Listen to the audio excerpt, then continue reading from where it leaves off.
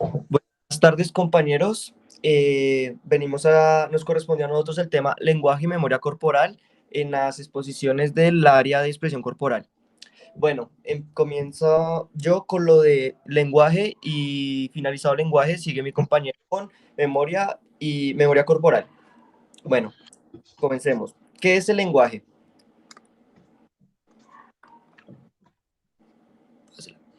Bueno, el lenguaje es aquella forma que tienen los seres humanos para comunicarse. Se trata de un conjunto de signos tanto orales como escritos, que a través de su significado y relación permiten la expresión y la comunicación humana. Entonces, como ya, estos signos pueden ser sonoros, como el habla, pueden ser corporales, como los gestos, o gráficos, como lo son la escritura. Además de eso, también se usa la palabra lenguaje para referirse a todo tipo de sistema o señales que permitan enviar, transmitir un mensaje. Aunque normalmente la palabra lenguaje se usa para referir la capacidad de comunicación entre los humanos, ciertos estudios demuestran que también otras especies se comunican a través de signos sonoros y corporales. Por dar un ejemplo, podría ser la ballena. Ahora, funciones del lenguaje. Las funciones del lenguaje es posibilitar la comunicación entre los sujetos. Se trata ya sean sensaciones, sentimientos, el lenguaje colabora de esta manera para, digamos, crear un aprendizaje socializado y la construcción de una cultura común. ¿A qué se refiere con cultura común? Cultura común se refiere, digamos, que en Colombia se maneja cierto tipo de lenguaje que, digamos, en Japón no se podría manejar, ya sean términos que podemos decir acá y todo el mundo va a entender, y si vamos a Japón, muy pocas personas lo entenderían. Ahora, la función apelativa, ¿a qué se refiere? Esto ocurre cuando el emisor espera una respuesta del receptor. Ahora, la función fática o de contacto es la que valida la recepción o comprensión de un mensaje recibido. Función referencial, representativa o informativa. Pretende dar información sobre un asunto particular. Función emotiva, expresiva o sintomática. Procura expresar los estados de ánimo, los deseos y entre otras cosas. Función poética o estética. Ocurre cuando el propósito es construir un discurso formalmente bien logrado. Y la función metalingüística es cuando el lenguaje se usa para explicarse a sí mismo, como la gramática. Y ahora, las características del lenguaje. Las características del lenguaje es una capacidad innata del ser humano, y como es una capacidad innata del ser humano, esto lo convierte en universal. ¿A qué se refiere con universal? Que todas las personas tienen algún tipo de lenguaje, ya sea verbal o no verbal. Vayamos donde vayamos, vamos a encontrar lenguaje. Por lo tanto, es racional, se basa en la razón. En sus formas concretas, el lenguaje es aprendido en el seno de la cultura y por medio de la experiencia. ¿Qué es eso? Que por medio de donde yo esté o la cultura que me encuentre, el lenguaje varía o aprendo de él desde pequeño o poco a poco voy aprendiendo según el lugar que me encuentre. Si voy de, digamos, de viaje a un lugar lejano, voy a encontrar que el lenguaje es muy distinto al que yo estoy acostumbrado. Resulta de un proceso de codificación, surge de la convención social y al mismo tiempo requiere una convención para ser comprendido. Todo tiene que estar, digamos, a un pensamiento, o sea, llevarlo más allá, de entenderlo, porque el lugar es diferente al mío. Se expresa mediante sonidos gráficos y sonidos corporales. Puede ser hablado o también puede ser facial o por señas. Permite intercambiar información entre más o más o entre dos o más individuos para que, digamos, pueda ser la comunicación en conjunto. Es flexible, es decir, se modifica según la transformación, el entorno sociocultural. Como he dicho varias veces, va variando según el lugar donde nos encontramos. Ahora, tipos de lenguaje. En tipos de lenguaje se encuentra el verbal. ¿El verbal cuál es? Se refiere a todas las formas de lenguaje que usen palabras, o como es el lenguaje oral, que es el hablar, o el lenguaje escrito, o signos gráficos. Ahora, lenguaje no verbal. Abarca las formas de lenguaje que se expresan mediante recursos diferentes a la palabra. Aquí encontramos el lenguaje no verbal facial. Se refiere a los gestos faciales que comunican impresiones o estados de ánimo. Por ejemplo, la sonrisa como un indicador de simpatía. Ahora, lenguaje no verbal kinésico o lenguaje corporal. Se refiere a las acciones corporales que transmiten mensajes, por ejemplo, los diferentes modos de sentarse o disponer los brazos durante una conversación. Si tiene los brazos cruzados significa una cosa, si tiene las piernas extendidas significa una cosa, o si están sueltos los brazos significa otra cosa. Ahora, lenguaje no verbal proxémico. Significa que ese es el que le da, digamos, el significado al uso de espacio y físico de la distancia entre los sujetos durante el acto de comunicación. Por ejemplo, entre dos personas relacionadas afectivamente, digamos, dos personas que sean, digamos, novios o algo así, la proximidad expresa intimidad.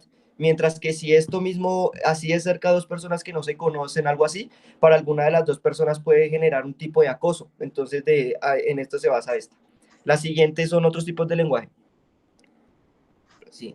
Aquí se ve el lenguaje cotidiano o lenguaje informal. Este se utiliza interpersonal en contexto de confianza de las relaciones sociales. Por ejemplo, este se utiliza entre familia o el círculo de amistades y refiere al uso de lengua estándar. O sea, se habla también de lenguaje coloquial, donde se acepta el uso de onomatopeyas, oraciones cortas, repeticiones, redundancias, entre otros. Este es el cotidiano. Lenguaje formal es aquel que atiende a formas de cortesía en contextos donde exista jerarquía o donde los sujetos establezcan comunicación por primera vez. Este tipo de comunicación persigue garantizar la buena receptividad a los mensajes que se transmiten. Y ahora el técnico es aquel lenguaje propio de un determinado ámbito, académico, institucional o laboral, o un lenguaje especializado de una materia, lenguaje científico, político, económico, cuyo es frecuente entre los miembros de una determinada comunidad profesional. Y hasta aquí sería todo lo del lenguaje, donde se tratan los tipos, características y sus funciones. Ya mi compañero pasará a hablar me, de memoria corporal. Buenos días, compañeros. Ya como mi compañero les habló del lenguaje, a continuación les vengo a hablar sobre la memoria corporal. La memoria corporal es una hipótesis de que el propio cuerpo es capaz de almacenar recuerdos con objetos o personas en un lugar del cerebro. ¿A qué se basa esto? Ya cuando nosotros desde niños jugamos con un avión, con un carrito, automáticamente cuando lo vamos a hacer, nos vamos a recordar ese momento en que nosotros jugamos con ese objeto. Según estudios, los niños de 0 a 3 años no pueden recordar casi nada, pero de 3 en adelante, los niños van a comenzar a recordar con su memoria corporal automáticamente.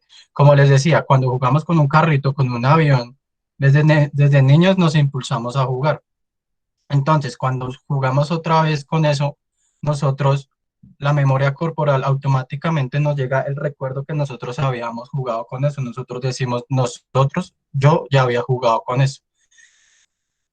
También nos pasa cuando nuestra mamá al momento de pequeños nos da un abrazo muy magistral. Ya cuando nosotros vamos creciendo en la adolescencia y le damos un fuerte abrazo a nuestra mamá, nosotros podemos recordar aquel nacimiento que nos trajo al mundo con un abrazo. Pero entonces, como le decía, estudios han afirmado que de 0 a 3 años los niños no podemos recordar nada. En cambio, de 3 en adelante podemos recordar aquellos momentos majestuosos en los que nuestra mamá nos abrazó. También lo podemos recordar cuando nuestros primos o amigos llegados a la familia van y nos visitan a nuestra casa.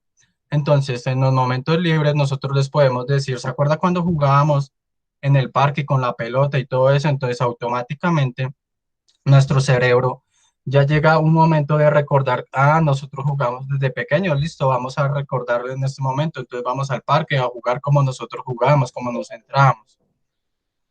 Eh, mm, Al igual que nuestro cerebro, hay momentos malos en los que nos llegan a recordar, pero esos momentos malos no los queremos desear. Entonces, automáticamente el cerebro nos llega un allegado en la memoria corporal, así no lo queramos, pero en estos momentos lo podemos arreglar con un buen ejemplo, una buena enseñanza para lograr nuestro objetivo. Eh, cuando no recordamos nada al instante, pero estamos en otro lado, automáticamente el recuerdo llega. Por ejemplo, cuando nosotros estamos socializando con un amigo, con un compañero que nos dice, ¿se acuerda cuando estábamos en tal lado jugando, expresándonos? Entonces, nosotros al instante, por X o Y razón, no podemos recordar nada, pero entonces cuando estamos solos y vamos por algún sitio, donde nos recuerde ese momento, nosotros vamos a decir, y es verdad lo que nos pasaba cuando mi compañero me hablaba de ese momento. Entonces, el cuerpo y la memoria corporal y el cerebro se paralizan al instante, pero cuando estamos solos, la memoria corporal se llega a ese momento. Entonces, nosotros vamos a decir, uy, sí, yo ese momento sí lo recordé, pero entonces la memoria corporal se estuvo paralizada un corto tiempo en ese momento. Cuando nosotros la memoria corporal la manejamos todo el tiempo, todos los días del año. Al momento de igual, cuando nosotros vamos a manejar una moto o un carro, la primera vez nos están enseñando. Nosotros nos enseñan una variedad de pasos, los cuales estamos aprendiendo. Automáticamente nuestro cerebro almacena una gran capacitación de todo lo que nos están enseñando. Al momento de ese día, de todo lo que nos enseñaron, ya nos queda un recuento, un recurso de lo que nos enseñaron.